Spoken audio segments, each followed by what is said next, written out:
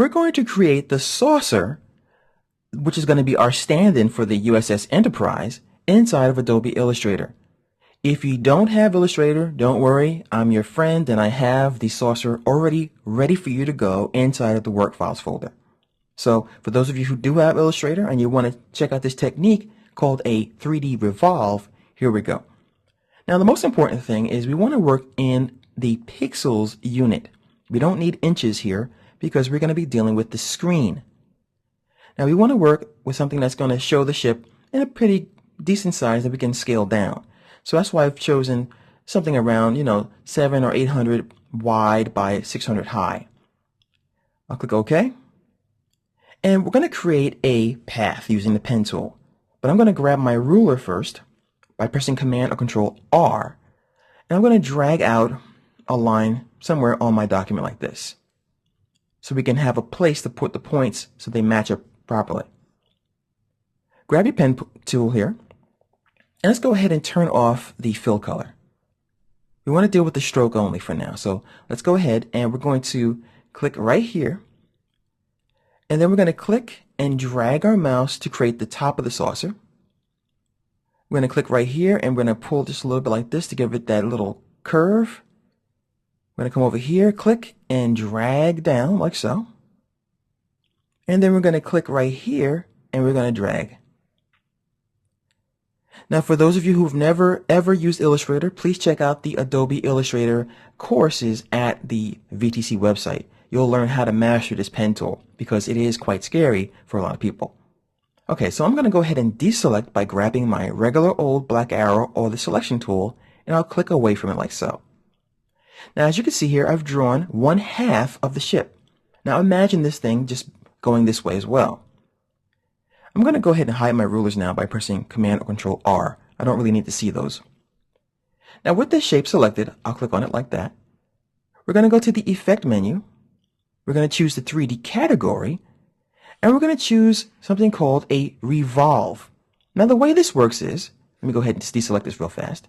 It's going to look at this shape, and starting with this axis here, it's going to take this shape and spin it around. So by the time it's done, we'll have a 3-dimensional ship. So Effect, 3D, Revolve. I'll move this over down here somewhere. Now generally, the defaults work fine, especially if you draw your curve, which is known as a profile curve, in a way that you think is going to give you the result you want. Now we're going to click right here where it says Preview, and I'm going to cross my fingers and hope it works. And there it is. We have our saucer, which could also be a cool hat or anything else that you need, like a Coke bottle, a can, or whatever.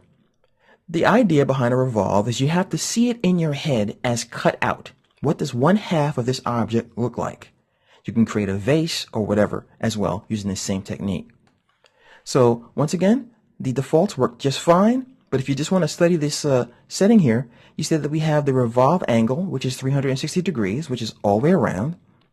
We have a cap on it, and if I put the cap to this little guy right here, you see that it will hollow out certain objects, but in this case, we want the cap. We can also take our perspective and move it around, and we can see the mesh that is actually generated for us when we use this really cool tool. And our profile curve is over here, and you see that it stays where it is put. The profile curve that you draw stays there, but the effect is simply updated. So I'm going to go ahead and cancel that and get my ship back the way it was. Hit OK. And now we have our ship. If you want to change the color from black, simply go to the stroke color and choose something like a gray. And now we have our flying saucer ready to go into Photoshop, so we can go ahead and add some shadows and really make this look better.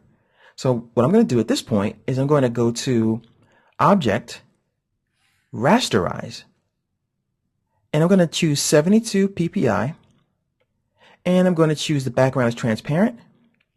I'm going to have anti-alias on Art Optimized for super sampling, so it's really nice. And I can choose a different color model if I want, but I'll keep it on CMYK, and I'll hit OK. This gets rid of the profile and creates a piece of artwork that's ready to go.